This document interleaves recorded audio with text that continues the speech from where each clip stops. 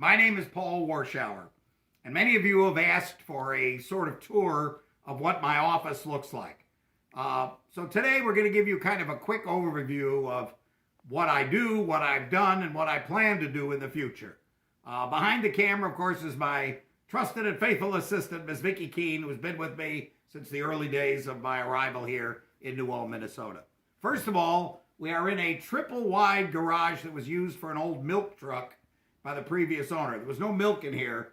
He just parked the truck in here. So there's all kinds of electrical outlets and pneumatic hoses and stuff I don't even know. But whatever it is, it's a very nice, big space for me, triple wide, and it has all kinds of amenities.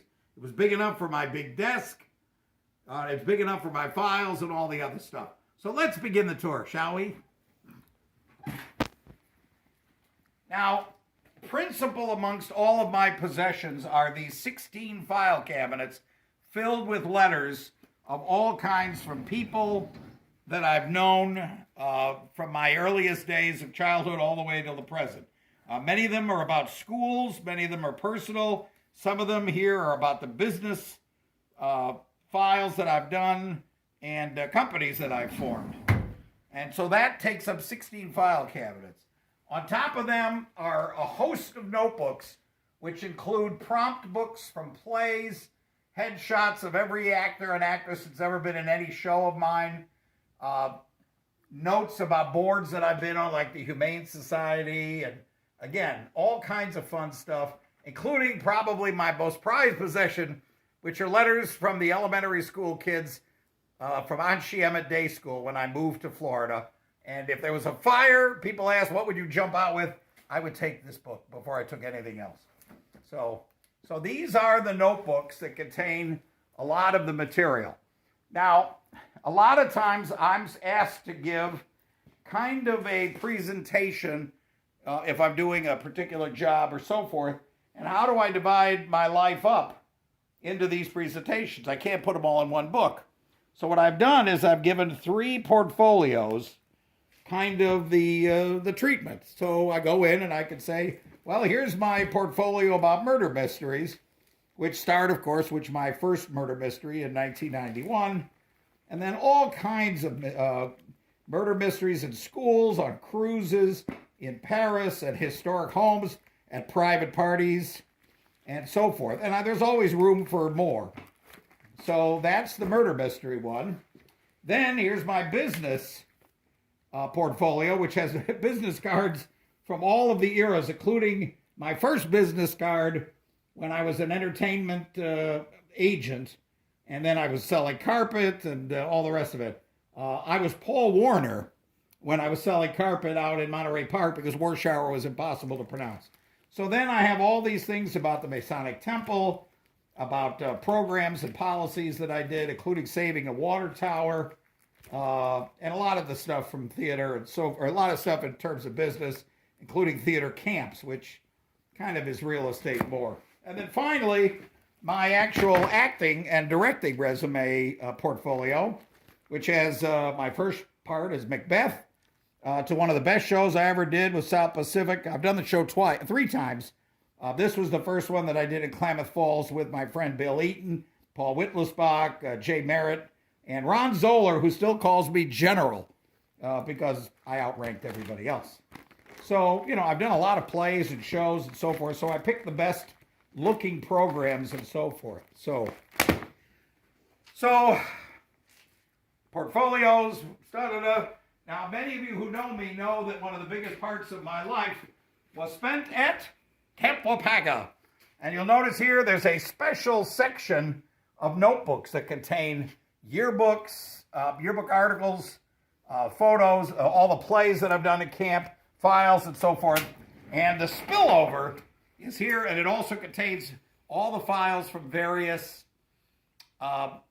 reunions that we've done over the years. So that's kind of the fun part about it. As sophisticated as we are, this is the computer desk, which really is due for an update. On top, we have a Shell's beer sign. Those of you who know anything about beer, Shell's is one of the oldest and dearest beers in Minnesota. There's a masthead that I was supposed to use for Little Mermaid, but it was too fragile. And then there's a mule deer that I dragged around from Klamath Falls. I didn't shoot it. And then, of course, there's the St. Pauli girl that I've had from Chicago from a restaurant that went out of business. So, continuing on, we are currently inventorying and referencing all of these 3 cabinets, which contain all of the real estate projects that I've done, either properties that I bought or I've participated in or I've restored. Many of them never were completed, but I did the work on them. And in some cases, I got paid for being a consultant, or other cases, I did them what they call on spec. I have to say, for the record, my best partner was Mike Novelli. Who, he and I formed a thing called Grand Venues, Grande. And we did a lot of fun work at the Wheaton Grand Theater in Wheaton, Illinois. And then from there, I did a lot of other work with him and then after him for other theaters throughout the country. Here's our workbench. And I don't know very much about workbenches, but they got a lot of tools and a lot of stuff here. Underneath it is kind of a confidential area, but we'll give you a peek. These are murder mystery weapons that we've used in many shows. There's a satellite dish. I think there's the ice auger that we use to stab people through the middle. We've killed people with a matzo ball. And what else is down there, Vicki? I think we got an end zone marker, a battery. What else is down? I can't remember all the stuff. We've got an awful lot of stuff we've killed people with. Now, a lot of you know that I'm a big fan of props. And so in Little Mermaid, the script required that Ariel have some kind of remembrance of the prince, who was human. She was a mermaid, of course. So I posed this young man, a very nice young man, good actor, and I had him pose, and then we ran it through a couple of processes to make it look like an oil painting, and then she put it in her little grotto of stuff. And at the end of the show, people said, you should give him the painting. I said, no, I paid for it. I want it. So it's a prop that I own. Maybe when he turns 25 or 30, I'll give it to him. No, I know what I'll do. When he gets married, I'll give it to his wife. Keep in touch. All right. Now, the biggest part of our work for a while was to organize this library. Now, the library runs about 20 feet long, and it's on both sides of the aisle. We'll take a quick look at some of the sections.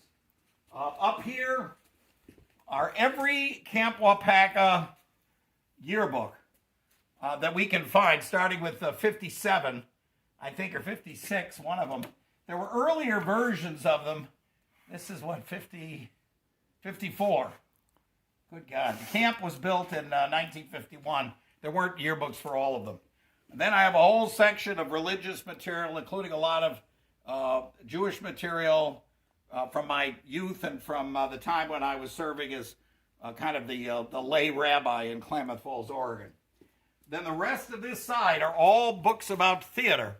These are plays that are alphabetized from A all the way down to Q on here, and then R all the way to W and Z. So these are all individual plays. I had no idea I had this many plays. Many of them you know, many of them you don't know, but I taught theater for many years, so it's kind of exciting. Then, books about theater. Here's the music section, which we still have not organized totally, but there are scores and scripts and books about music, folk music, a lot of little theater stuff, a lot of big theater stuff, musicals, and so forth. And then books on directing, and books on acting, and books on theater production, and costumes, and makeup, and so forth. I've had a very good run of theater books. On the top over here are books about children.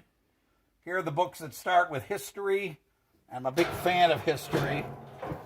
And then murder mysteries are down there. They'll be relocated because I can't reach that low anymore. I'm getting old, so they'll come up. Here is a very strange section that we had to work on called literature. These were novels and books that I think have some significance. And then the dime novels are up here. I can't even say that because up here is 2001: A Space Odyssey. But here's The Valley of the Dolls, which is trash by any account. So there's a lot of fun choices that we made in terms of literature. This was a section, a lot of the books were given to me by the late Joan Lucas. May she rest in peace. She was one of my dear friends from Mount Shasta. She and I connected late in life as great spirits and souls. We wrote a play together called Pirouette. It's all about her life, kind of autobiographical, the choices that you make as life spins. You know, I'd like Gina Rivera to play the lead, to play Joan Lucas in that story, but we'll see. Any of you agents out there, let me know. It's a good play. It's not a musical. It's a play with music. So anyway, so these are a lot of her books. And then I've got books on architecture, on finance, poetry, art, and so forth. My son Tom went to West Point, and I told him, send me all of your old textbooks because I'd like to keep them. And he wanted me to sell them. I just couldn't sell them because some of them were very interesting. Here's world history, America, fundamentals of geography and algebra and all this other stuff, so I'll never have to worry about another textbook as long as I live. Another big section of mine is biographies. I've always read a lot about famous lives, whether they were Ibsen from the theater or Karl Marx, or one of my oldest is Cecil B. DeMille. When I was a child, it was fascinating. He could produce, he could direct, he could act, he could do it all, and I'd like to think I'm a little bit of that. Not as big, of course, as DeMille, but I still do produce, direct, and act in a lot of shows. So Franklin was another fascinating character of mine. And then the biographies go all the way from A to Z. The advent of Wikipedia really kind of put the encyclopedias out of business, but I still like the World Book because once in a while you want to just take a read of something that's in text. So these are all reference books. They're dictionaries, they're biography, or what do you call it? Almanacs, musical themes, and so forth. So this was also a tough one. And then finally, some of the yearbooks from my various years. I've lost an awful lot of them. I'm particularly sad that the Northwestern yearbooks are gone. And then all of these cliff notes and other notes that either I confiscated from students who were trying to do term papers when I was teaching either at Calabasas High School or Henley High School. And sometimes I encourage the kids to use them because, let's face it, high school kids are not always going to read Dostoevsky. So I didn't mind if they looked at some of Dostoevsky and then the rest they got from there. They'd never use it again as long as they lived. So anyway, moving down here, we have the map section and the architect section. A lot of these are literally just road maps, but some of them are very interesting to read. Some of them are architectural blueprints, diagrams, and some stuff that I haven't had time to frame yet. Some of these are posters from shows that I've done. Here it is. One of my favorites, three cabinets, murder mysteries. These are all the murder mysteries I've done. And you can see Vicky's done a great job of orchestrating the years and the dates and the titles. Starting with my first one in 1991 at the Classicos. And I think there's 350 or so of them, maybe more. Here's December all the way down to December 15. And here's 216 to the present. We're taping this in January of 2021. The next show I'm doing is Valentine's Day in Holcomb, Wisconsin. So that will be the last one that we have, prior to making this video. So here is my old mock, I call it the mock roll-top desk that has the photo desk. We call it the photo desk. It also contains some good libations for those that come over. There's some scotch up there, and then, of course, the very valuable half and halves when I have coffee. So this is, of course, the photo desk. Now, in here, we've decided that the only way to categorize all my photo albums was to start into labeling them, starting in 1885 with my great-great-grandparents. And then here's my bar mitzvah album, and then here's albums from my grandfather and grandmother's 1970, their 50th wedding anniversary, 71, Camp Alpaca, and then the years start marching on. Now, some of the most interesting books, this is my trip to Italy, where I put photos and a journal in there. Same with Ireland and Brazil and New York trips. And I love doing that, is having the whole kind of trip in one kind of book. So I have several of these cabinets filled with what lovingly would be called tchotchkes, or bric-a-brac, or gewgaws. And, it's got a lot of stuff that were given to me as as gifts from my friends, family, and so forth.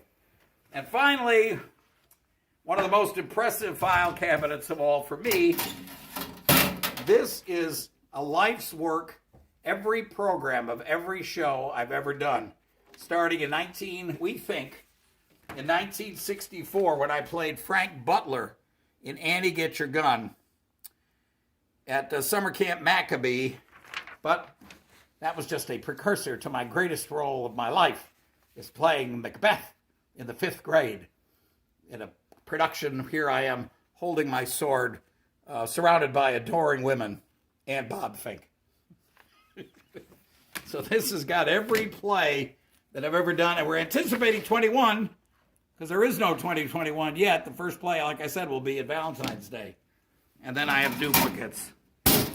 So ladies and gentlemen, that's kind of it. That's the completion of the tour. I hope you've enjoyed it. If you have questions, call me. Love to give you an original murder mystery or to consult with you on your historic projects, building projects anywhere in the country. Thank you and good day.